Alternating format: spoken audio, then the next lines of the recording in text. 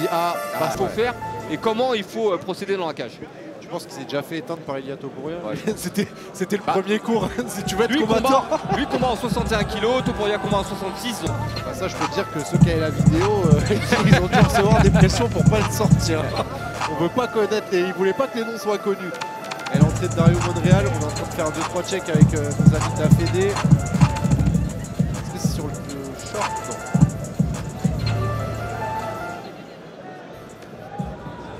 Non. Apparemment son short n'est pas homologué, hein, c'est ce que me dit il a des poches. C'est parce qu'il a des poches. Ouais. Et on n'a pas le droit d'avoir un short à poche parce que tout simplement on peut se glisser la main dedans et on peut se blesser. Hein. Donc il va falloir changer de short pour pas trop boxer. Alors pour la petite anecdote, là on est quand même sur quelqu'un qui n'est pas très familier avec le monde du MMA. En fait le truc c'est qu'en MMA amateur dans d'autres pays c'est pas les mêmes trucs. Genre typiquement au Cage Warriors Academy ils sont torse nu et tout, tu vois. Ils ont pas de protège tibia je crois. Ah ouais non mais au Cage Warriors Academy c'est du MMA. C'est du vrai MMA, c'est limite pas amateur. Ah, tout ça pour dire que là... Non mais alors combattre en boxeur, vous le dites en rigolant dans le chat, mais c'est déjà arrivé en fait. Moi je connais, je citerai pas de nom, mais je connais une des pépites françaises qui dans un grand tournoi amateur est venu combattre en boxeur normal. Ouais, mais même, je vais même vous dire, aller encore plus loin, il y a un combattant de l'UFC, j'ai oublié son nom, mais bon, c'était un vétéran, qui un jour a perdu un pari, il est venu combattre en speedo. Je sais pas si vous voyez les petits maillots de bain à l'ancienne, très échancrés. Et depuis qu'il a fait ce combat, l'UFC a fait passer une loi comme quoi on est obligé de combattre dans une tenue adéquate. Mais tu sais qu'à l'époque, moi je me rappelle de Josh Koscheck, il avait fait Ultimate Fighter avec Georges Saint-Pierre, et il disait ouais mais Georges Saint-Pierre tu me saoules. Areski.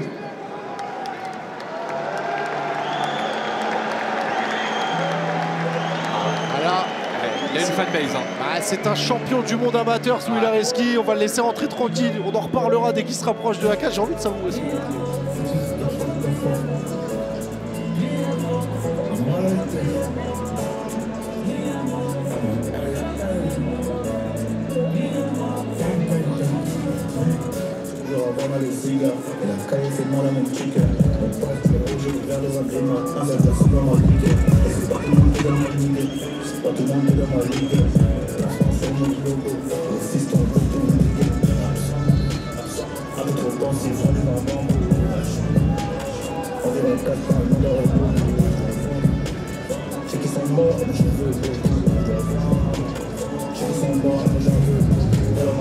Le futur du MMA français, c'est pas moi qui l'écris, c'est le chat et on parle de Souil Areski.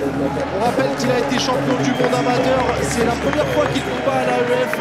C'est vrai que lui aussi, il a pas été sur combat amateur, catégorie bantamweight, dans le coin bleu, combattant qui nous vient d'Espagne, de la team Clemente, 26 ans, 1m64, pesé à 60 kg et 900 grammes. Il a 13 combats, 9 victoires pour 4 défaites, Dario Monreal. Son adversaire dans le coin rouge, lui, nous vient de la team US Metro. Champion du monde IMAF 2023, 20 ans, 1m68, accusant 61 kg 100 sur la balance, 27 combats, 23 victoires pour 4 défaites, Souil Areski. 3 reprises de 3 minutes, arbitre de ce combat, M. Mohamed Kamala. Alors qu'il est pas, enfin, il est à domicile dans son pays, mais il n'est pas spécialement de Rennes, hein, Souil Areski, merci. Il s'entraîne à l'US Metro à Paris. Moi, on vous l'a dit, un champion du monde et lui des MMA League il en a fait. Il en a fait un paquet, je crois, il en a remporté 3. Il a fait celle de Paris encore, en fait il les gagne, mais il continue encore à les faire. Tu vois, il est champion du monde amateur, mais je continue encore à aller lessiver le circuit amateur, tu sais. Première reprise. Allez, il n'a que 20 ans aussi, hein, il faut le préciser. Et 23 victoires déjà à son actif en amateur, 4 défaites seulement. Moi, ce que je retiens chez lui, c'est une vitesse de bras phénoménale à chaque fois. Hein. Chez Souil Areski qui est en gris, Monreal qui est en bleu. Regarde, le jab ça rend déjà les jabs, ouais. C'est incroyable. Bon, attention, le jab de Montréal. C'est incroyable, là, ils leur font des... Mais on est dans un stade de foot, ils font des chants pour Souil Areski. Et ça me régale.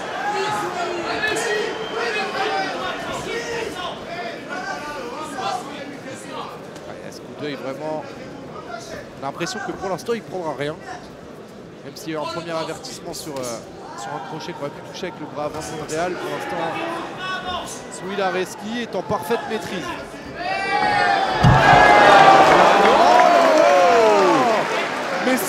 Mais qui a dit que le sol n'était pas spectaculaire, Antoine Simon? Il s'est envolé avec son adversaire, là, littéralement. Il lui a fait un spire pour ceux qui suivaient le catch à l'époque, vraiment, c'était quelque chose là.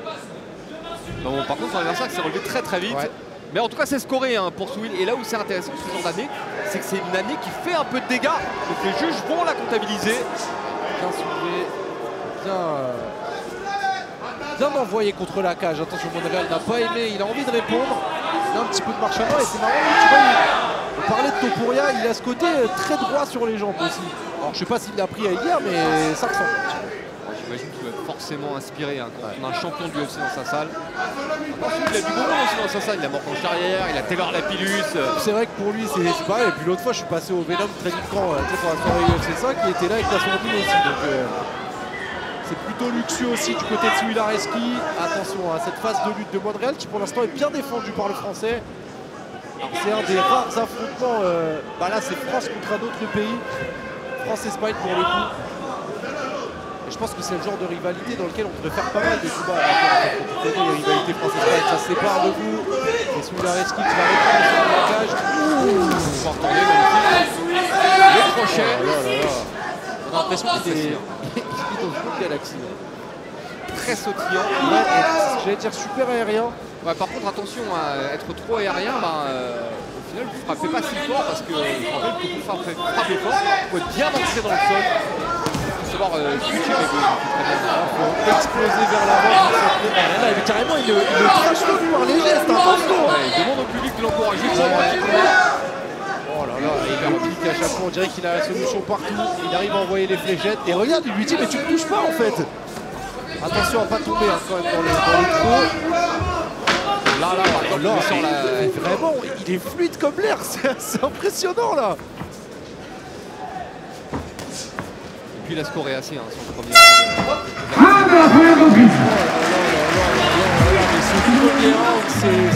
C'est du miel, du nectar, appelez ça comme vous voulez, mais c'est délicieux ce qu'il vient de faire, Souil Areski.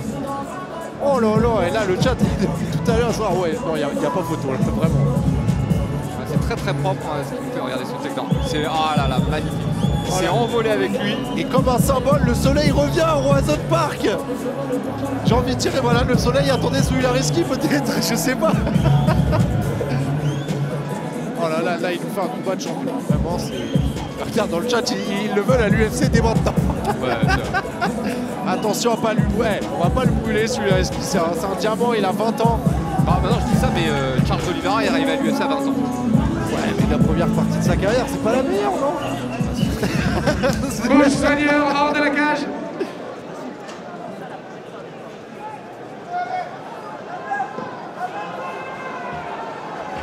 Allez, on fait sortir les hommes de coin, on va attaquer le deuxième round. Premier round scoré bien sûr par Souil sans problème. Le soleil a resté. Deuxième reprise. Allez, deuxième round. On espère qu'il sera, je dirais, aussi délicieux que le premier dans la performance de Souil Areski qui continue. Et regardez, ça va très très vite. Ouais, il perd les déplacements. Le coup d'œil il y a des formes de changement de niveau qui remontent avec un crochet. C'est un casse-tête. Hein. Et on voit son adversaire, lui, il cherche le coup dur. Donc il essaie de rentrer dans la mi-distance pour envoyer, mais dès qu'il rentre, voilà, regardez ce qui se passe. Par contre, il a une bonne défense de l'Espagnol qui a inversé les positions. Ouais, l'Espagnol qui est pas mal dans ses phases de clinch shoot contre la cage. C'est peut-être aussi le seul argument qu'il trouve face à Souil. J'ai peur que ce soit ça. Moi. Souil sort très bien, t'as remarqué à chaque fois. Et puis Souil là il commence à envoyer les jambes et je me demande si c'est pas en plus le genre de combattant Souil qui peut monter en régime au fur et à mesure du combat. Il a l'air inépuisable. Oui, il a 20 ans, on est chez les moins de 61 kg. A priori, 9 minutes pour lui c'est rien. Ouais. On voit des poids légers à l'UFC, des poids mouches et des bantam qui tiennent 5 rounds non-stop. C'est vrai. En tout cas, le combat est toujours très actif. Ouais, la bonne défense, il arrive quand même à lui en mettre une en sortir. Il a une lecture du jeu de son adversaire qui est exceptionnelle. Le coup d'œil. Il voit tout ce que l'Espagnol va lui faire. Contre. Elle a failli l'inverser avec une projection de hanche. Attention à ses coups de genoux qui sont quand même bien placés par Monreal. Il est sorti Montréal. Toujours cette main qui se lève comme s'il voulait lui donner une fausse piste. Pour Montréal, c'est qu'il a du mal à mettre en place son jeu parce que voilà, il s'avance, il essaie de se rapprocher, mais dès qu'il se rapproche un peu trop, bah, c'est Souil qui démarre. Ah, il est bien passé sous le coup là et il a voulu répliquer avec le bras arrière. C'était pas bête de la part de Montréal du tout. Je pense que Montréal il cherche le coup dur. Ouais. Il veut le secouer sur un crochet large. Et on voit d'ailleurs quand il frappe, c'est très appuyé, très généreux. C'est pour ça qu'il frappe moins d'ailleurs. Et c'est pour ça aussi qu'il se déplace aussi à 2 à l'heure. Comme ça, ouais. Il garde un peu son énergie pour frapper fort.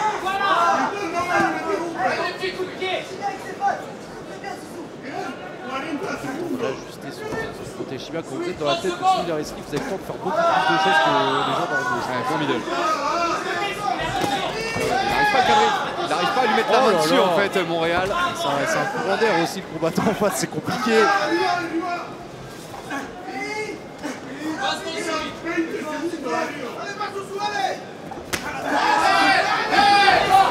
Ça a touché l'accélération.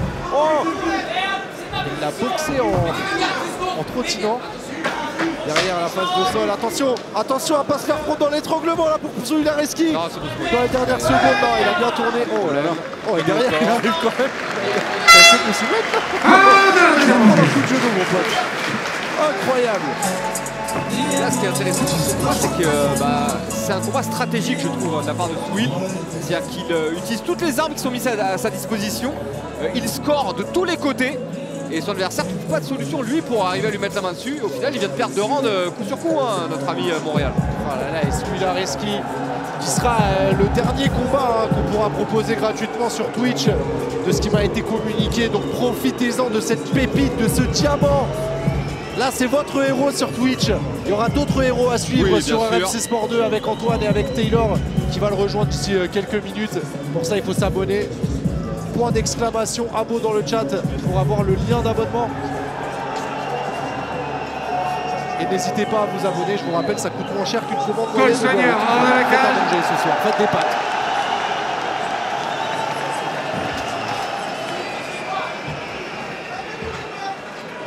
Allez, 3e et dernier round. Et je pense que c'est une belle expérience et pour Souil Areski et pour Dario Monreal ce combat. 3e et dernière reprise. Allez, on est parti. C'est parti. Allez, Souil qui va tout de suite. Franco, encouragé par toute la foule du Roison Park. Voilà, et là, la tribune, c'est un mur. Hein. C'est un mur absolu. C'est magnifique. Attention, là, le coup de genou sauté. L'accélération de Souil Areski, la défense maintenant de lutte. Monreal qui est obligé d'envoyer tout ce qu'il a. Il n'a plus le choix. Il est solide quand même à Montréal, ce point, parce qu'il prend les coups stoïquement et il essaie de remiser dur à chaque fois. En fait, je pense qu'aller en striking face à Souil, c'est mission impossible. Enfin, pour lui, en tout cas, de par ses compétences. Hein, en fait, il se déplace beaucoup, Souil. Il est très dur à toucher, très évasif. Ouais. Et puis il mixe bien également. Hein. Et puis encore une fois, sur ses phases de contrôle contre je ne suis pas inquiet pour lui parce que j'ai déjà vu opérer. Notamment sur les MMA League justement. Étape par étape, il sait tout faire en fait. Regarde, même en single leg comme ça, où on a l'impression que c'est très facile de renverser quelqu'un, c'est pas si facile que ça. Et on est obligé de lâcher la saisie pour Monreal et de repartir dans le combat debout qui est le domaine de prédilection de Souil. Il reste super frais sur ce bas qui se lève en faux indice. Et puis il mixe hein, le travail au corps, le travail à la tête. Voilà, il kick. Il baisse un peu les mains, Monreal, et attention, il s'engage beaucoup. Ça c'était pas mal aussi. Regardez, il descend dans les jambes hein, pour ramasser des jambes, mais bon, il n'y arrive pas. Alors derrière, il pivote et il tente un balayage. Ça marche pas non plus, mais bon. Ouais, il a tenté 2 choses dans une action de 10 secondes, de 2 secondes. Il y avait 2 opportunités à saisir, il les tente, elle ne paye pas, il repart dans ce qu'il fait. Voilà. Et puis ce qui est intéressant pour lui, c'est qu'il domine en fait toutes les phases de combat. Les phases de combat debout, les phases de combat au corps à corps. Là. Même si son adversaire arrive à le plaquer plusieurs fois contre le grillage, il n'en trouve pas grand chose. Cette boxe en ligne aussi rapide. La vitesse du jeu de Souil Areski, c'est quelque chose quand même.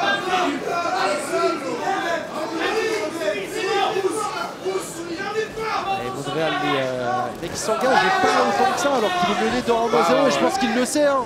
Par contre, on sent que c'est des frappes pour faire mal. Tu vois les angles, les trajectoires. Et ça c'est fait pour sonner aussi. Ouais, ça va beaucoup trop vite. Hein. C'était 5 coups. Hein, et le sprawl, il l'a vu venir. Je crois qu'il l'avait vu venir depuis hier, carrément.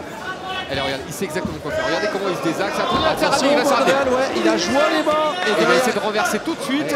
Et ça, c'est malin de la part de son adversaire, hein, qui a anticipé justement le renversement pour rester au-dessus. Il reste que 30 secondes, Antoine. Il n'y aura pas ce temps pour vraiment travailler de la part de Monréal. Et Souil qui est déjà en train de travailler sur comment sortir de cette phase. Avec une grosse défense. Et je pense qu'il fait mal là, parce qu'il agit mal là, Dario Monréal.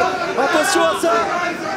Il va en profiter pour améliorer sa position. Vraiment, chaque seconde de combat est magnifiquement exploitée par Souil Areski, malgré le fait qu'il soit sur le dos là. Il reste 10 secondes dans ce dernier round.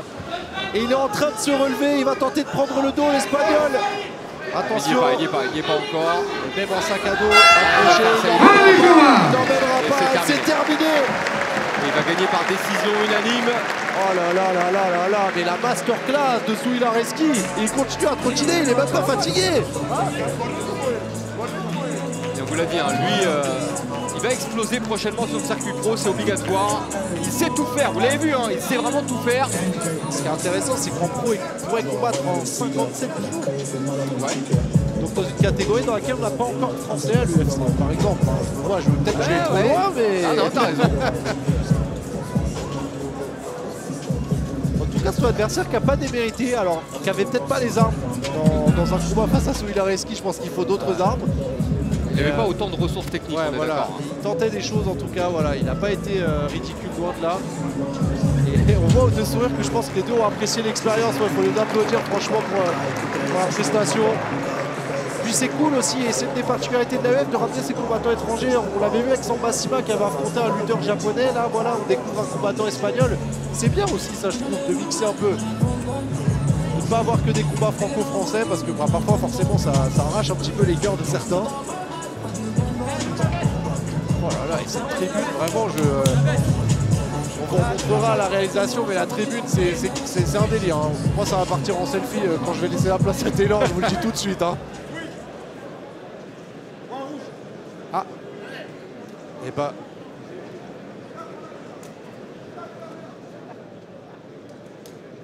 Alors qu'on aurait peut-être une surprise, alors pas sur la décision, mais sur autre chose. On attend la décision et on vous en parle. Est déclaré vainqueur à l'unanimité, le coin rouge, Souil Areski. Sans surprise, bien sûr. Bon là, pour le coup, on n'a pas eu besoin de dire qui gagnait les rounds à chaque fois. Antoine, je pense que c'était assez clair et net. Souil Areski qui s'impose. Et voilà, qui va profiter un petit peu du public, il faut l'applaudir.